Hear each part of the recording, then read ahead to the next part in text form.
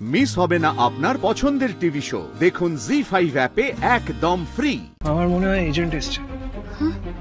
জানকে দরজা খুলো।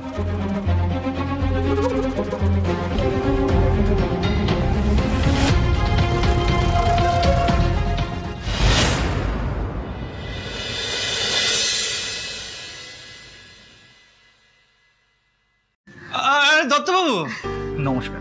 আসুন আসুন আসুন আসুন। হ্যাঁ আসুন আসুন, এখানে জুতো খুলে আসুন প্লিজ।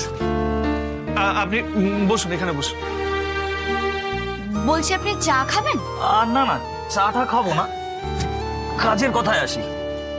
হ্যাঁ, তা আপনার কত লোন লাগবে যেন বলছিলেন? আর তার আগে বলুন যে আপনার ইনকাম সোর্স কি? এই মুহূর্তে আমার কোনো সোর্স অফ ইনকাম নেই, তবে রিসেন্টলি আমি অনলাইন ক্লাস চালু করেছি, মানে ইংলিশ শেখাচ্ছি। এই যে আমার ডকুমেন্টস আর ব্যাংক স্টেটমেন্ট আপনি।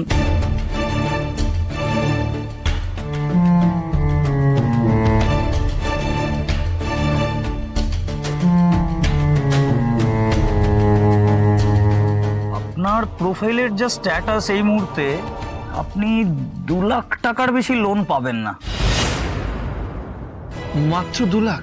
2 লাখ তো বড্ড কম হয়ে যাবে। বলছিলাম দত্তবাবু, কোনোভাবে 10 লাখ কি ম্যানেজ করা যাবে?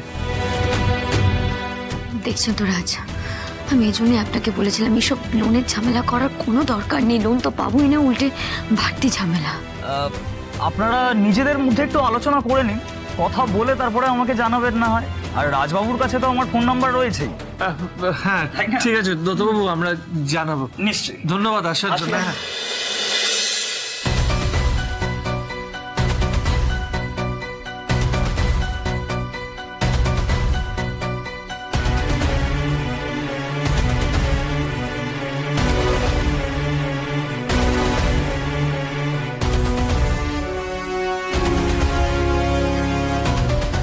রাজ, কি হবে বলুন তো এখন? দেখুন না, যেভাবে হোক 5 দিনের মধ্যে রনির টাকা শোধ করতেই হবে, নাহলে আমি জানিও কতটা ভয়ানক হতে পারে।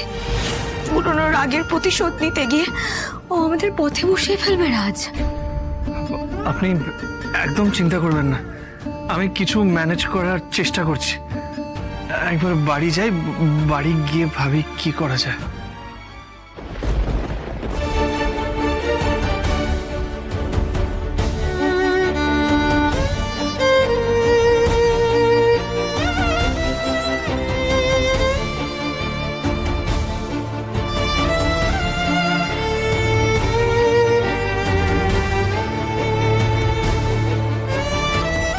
একসাথে থাকবো বলেই বিয়েটা করেছিলাম রাজ।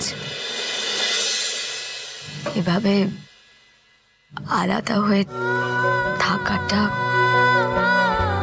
খুব কষ্টের।